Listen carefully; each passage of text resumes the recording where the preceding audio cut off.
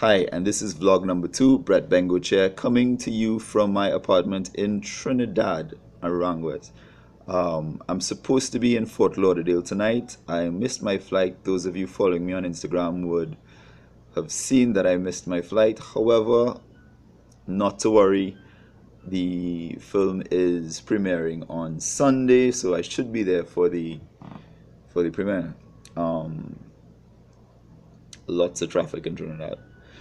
Anyway, let's get into some bodybuilding stuff. Thanks a lot to all of those who watched my video, who commented, who gave me some kind of feedback, whether in person or private message me, that kind of thing. And I just want to touch on some of the concerns and some of the feedback I got. First off, let's look. Brian asks, could you talk about and give examples of what is ideal to consume as a pre-gym meal for the guy who is interested in putting on lean muscle mass? Also, what is ideal as a post-workout meal typically? Additionally, if you can give some ideas for high protein, small meal snack stuff you consume throughout the day. Okay, well, this goes into peri-workout. These are the what you consume around your workout. So you have peri-workout. Under peri-workout, you have pre, which is what you consume before you train, your intra, what is you consume while you're training, and your post, what after you finish training, what you're gonna eat. Um, and I'm assuming you're talking about weight training here, because you're talking about putting on lean muscle mass. You want to put on muscle mass. You're talking about hypertrophy training, and what better way than resistance training, weight training, right? So before you go and lift weights, you want to have carbs in your system. You want to have protein in your system. You don't really need fats in your system. Back if it is you have too much fats, for the Trinis around the who familiar with the term ISIS, itis, not ISIS, itis. You know, you go and you eat, like if you go and eat a big roti and stuff, and you just want to bep, you want to fall asleep. Yeah, so you don't want the oils and the fats and stuff before you go and train. You don't want to get like that. You just pretty much want carbs and protein, um, so that you can get your insulin elevated, so you can have the nutrients move directly to the muscles as you're breaking them down, and you can utilize them one time. Uh, Very recently, when I say very recently, I'm talking like within the past 2 or 3 months, I've been playing with intra workout carbs. I find the pump you get on that is ridiculous. It feels amazing. Um, and all you're doing is just that. So I have a little bit of carbs before I train. I have some carbs with some BCAs while I'm training. And then after you finish training, you want to have carbs and proteins. And you can put in some fats at the end of training as well. You just don't want to eat so much food that when it is you're training, you get upset. But this is something that you kind of learn yourself. I know that they used to tell us when I used to do karate back then that, hey, you can't eat about an hour before training, and somebody was saying, no, well, it was about a half an hour before training. Um, but if it is you can handle some rice and chicken breast and you go and you train and you don't feel upset, I don't see anything wrong with it. Um, if it is you just want to, if you just need a Gatorade with some BCAs before you train, but basically what you want to do is have nutrients in your system so that as you're breaking down your muscle, you can really take advantage of it, because your body is in a prime state that you just want to feed it. We're breaking it down and we feed it one time, breaking it down, we feed it one time. Everything is happening at the same time. So around training you want carbs, around training you want protein.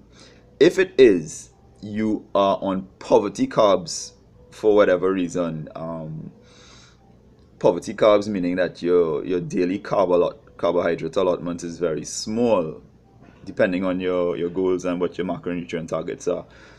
That is the time you want to have your carbs. You want to have your carbs before you train, after you train, and if it doesn't upset you while you train, during your training. I find personally that the pump you get with intra workout carbs is amazing. It feels great. You look buff, or all your veins start to pop. So like what I'm doing now is, if it is I take like a Gatorade, and throw a scoop or two of BCAs in it, and I drink that while I'm training. I love that. So that's pretty much what you have while you're training. Additionally, can you give some ideas for high protein, small meals, snack stuff that you consume throughout the day? A protein bar. Um, when it comes to hitting your macronutrients, I believe, no, I don't believe is a strong word. I like the idea of breaking it up throughout the day so that you kind of have the same amount of stuff throughout the day, except around training where you have most of your carbs. So like if it is you had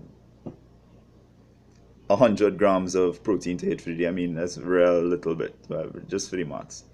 So you have 100 grams of protein to eat during the day, and you eat 5 times. When I say eat, I'm talking about your shakes as well.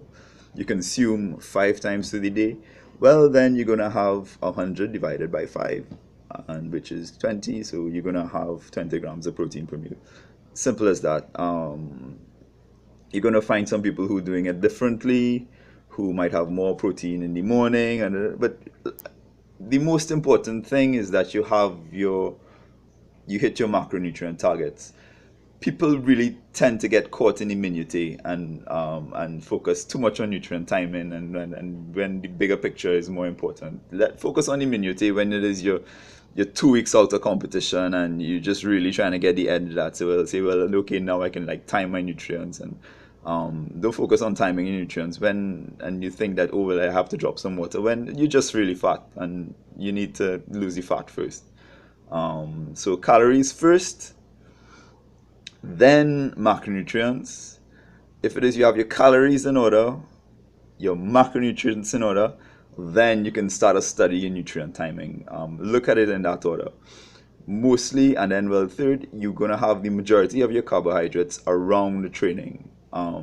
Insulin around training is good because you want to shuttle the nutrients to the muscles while you're breaking them down. So small snacks, meals during the day. What advice I can give for that? What I would say is that you don't just do it helter skelter. Form a habit. What you'll find is that hunger is habitual. If it is you, and you can try it. If it is you have something at 2 o'clock. Let's say that you are accustomed having a coffee at 2 o'clock. And at 2 o'clock in the afternoon, you have a cup of coffee. And then the next day at 2 o'clock in the afternoon, you have a cup of coffee. And then, some friends realize, hey, in the office at 2 o'clock, George, you're going to have some coffee. And they come and somebody gives you a sweetie, and then the sweetie graduates to a cupcake. And then, so about 3-4 days, you have your coffee with a cupcake. The day that you don't have the cupcake there, you're going to feel hungry. And it's not that your body is now starved of nutrients and you don't have and you need and you're going into a catabolic state, which is why your body feeling hungry. No, it's just that your body, you told your body that every day at 2 o'clock I'm eating something. So at 2 o'clock it starts to feel hungry. Hunger is a lot more habitual than you think. So try to stay away from these snacks unless it's timed and unless it is you plan it. So if it is you say, well, okay, well, at 10 o'clock in the morning I will have a mid-morning snack. Every day at 10 o'clock have the mid-morning snack. It's not a requirement. It might, some of the real IIFYM aficionados, the flexible dieting aficionados will say no, but as it goes against I know, but for the practical purposes, and we really one of the purposes of this vlog is I want to really give people practical stuff that they can hold on to and implement. And from a practical approach, a habitual eating style is much easier. You don't have to think about it and be calculating all the time. Every day, if it is at 10 o'clock, you have a protein bar, well, you just have a protein bar at 10 o'clock. You will feel hungry at 10 o'clock, and it's not because your body is going into a catabolic state. It's just because it's 10 o'clock, I'm feeling a little hungry. Have the protein bar because I've had a protein bar yesterday and the day before at 10. So don't get into the habit of just junking out and snacking whenever you see something. Time it and have the foods around the same time every day. It makes life a lot easier. It makes losing weight a lot easier. It makes gaining weight a lot easier if that's what you're trying to do. Claudia asks, good fat versus bad fat. That's another rant waiting to happen when I talk about food morality. There's no morality to food. There's no good foods and bad foods.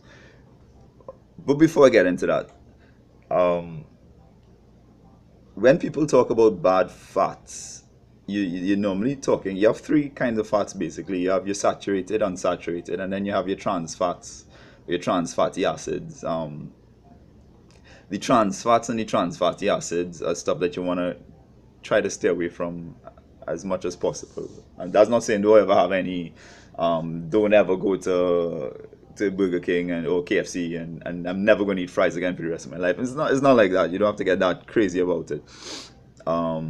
Because you make a problem and you tell people, well, this fat is good fat and this fat is bad fat. And then they say, okay, well, olive oil or coconut oil is good, and they get fat on the coconut oil because fat is fat at the end of the day. It's the same 9 calories per gram, and you eat too much, you consume too much fat, you're going to get fat, regardless of the perceived morality to the fat. So let's talk a little bit about trans fats. Trans fats are the fats that are not commonly produced in nature, and you get it in margarine and fried foods and a lot of junk foods. Keep that low and just probably stick to more natural forms of fat.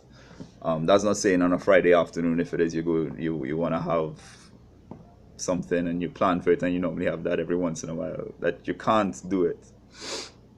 But trans fats are normally industrialized, partially hydrogenated, and it's a very strong link and to heart disease, etc. And you don't really want to get into that. So stick to your more natural sources of fats, and your butter and your olive oil, your coconut oil, that kind of thing. Just be cognizant that it's not that this is good fat and now I can eat as much as I want. No.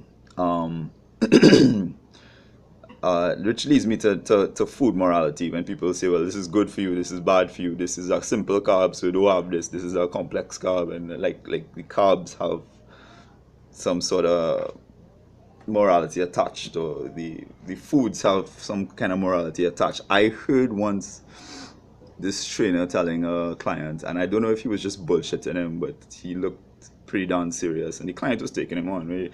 Well, if it is you have any tomatoes, you have to have the red ones, not the green ones, or which was vice versa. And come on, the food has no morality attached to it. The food is food, even if it is something is processed a little bit, and it contains something like, let's say, even your trans fats, or you have whatever in your stevia, and you have something processed, and there's an X amount of toxicity in it. I don't know why I'm mispronouncing all my words tonight. Some toxicity in it, and your body can handle it. Go ahead. If it is your body has a certain percentage that over this amount it becomes very toxic. Well then, and every once in a while you have a little bit, your body's gonna deal with it, and so I would say don't get too obsessed with those little minutiae and focus on the bigger picture. And the bigger picture is the calories you're consuming. And the bad fat, that from a health perspective, and I'm not a doctor, but from a health perspective, stay away from the junk food and try to have more natural forms of fat. One of the reasons why as well, and it's something that personally I ran into when it is I started competing. I find when I started competing, I spend more time of the year a little fluffier than before I started competing. I would spend more time of the year a lot leaner. Is that you tend to fantasize about all of this kind of highly processed, calorie dense food, almost like it's cool, and you sort of post up all these pictures on Instagram with these donuts and ice cream. I remember after Sports World last year, I put on 20 pounds in a week and a half. I had like 3 tubs of Haagen-Dazs the day of the competition, and the next 2 tubs the following day. It's like you just kind of go into this overdrive, and you're obsessed with it. Now, your taste palette, if it is you're eating a lot of junk food, and even if it is you're on IIFYM and you're hitting your macros regularly, but you're eating a lot of calorie dense foods, is that's you're gonna your taste for that food is gonna your taste sorry is going to adjust to want, and your body's going to crave more of that kind of food. If it is you're constantly feeding your body sweet potato and white rice and chicken breasts with no oils, and you're going to start to crave that kind of food, and then it's easier when it's time to cut to for you to come in on that. So even if it is you're in a bulking phase, and you want to put yourself in a caloric excess, and like I said last night, you want to keep your fats low anyway. It's better to have foods that make it easier to hit your targets than to just to go all out. And if it is you out and you lime in and you don't want to be this guy with no, I don't need that, then you have your junk food and enjoy it, but you don't make it too much of a habit. Kind of train yourself onto eating certain things. When I started drinking coffee, I would have black coffee, nothing in it. I thought sugar was bad for you, and now I can't have coffee without Splenda in it, because my taste has adjusted to suit. Because I started to sweeten the coffee, and then you go into a calorie cut and you start to look for little places. Well, I don't want to take away the bread. Maybe I could take away what there's 15 calories in a teaspoon of sugar. Well, maybe I could move the teaspoon of sugar, move the 2 teaspoons of sugar. So take 30 calories out and just add Splenda, and you get the same taste. And then now my taste has adjusted to that. So now I like coffee with Splenda in it. Yeah, I like coffee now, and I've been doing it so long. I like coffee now with Splenda more than I like coffee with sugar. So if it is you have foods that are pretty much low in fat, that you eat more unsaturated and saturated fats, and you stay away from your trans fats, and you eat foods that are generally healthier and better for you, and that hit your micronutrient targets on a more regular basis, your body is going to start to want those kind of foods. And I mean, that's the rub. That's how it is. With respect to carbs too, complex and simple carbs and this, that, the other. Again, it's just people just going into the minutiae. At the end of the day, the carb is a carb. Yes, if it is you have it with like a teaspoon of sugar, you're gonna have 2 teaspoons of sugar. You have 30 calories. Sorry, not 30 carbs, 30 calories. Or you're still hungry, like you didn't eat anything. Whereas if it is you had that same mountain of calories in white rice, maybe you would have eaten a little more. You would have gotten a little more, a little fuller. So there's no morality to food. It's just that you want to make it practical. You want to make it easy to apply, and there are different things that you will learn your body as you go forward. You say, well, okay, well, maybe I can have this. Maybe this thing is not so good for me. Maybe I don't bong for the sugar. Not that sugar is bad for me, but it's just I'd rather have the calories from somewhere else.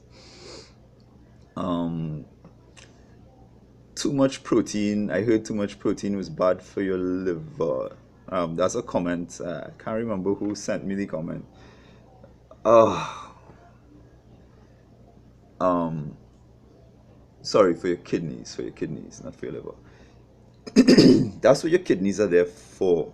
If it is you have some sort of kidney disease and your kidneys are not functioning properly, well, then maybe you need to watch your protein intake. And it's funny that the people that always tell me, oh, too much protein is bad for your kidneys, or it's bad for your liver, whatever, are eating too much fat, are eating too much carbs, and they have a real big issue with this protein thing. Um, and if it is you try, they're probably not gonna eat too much protein. So please don't be protein phobic.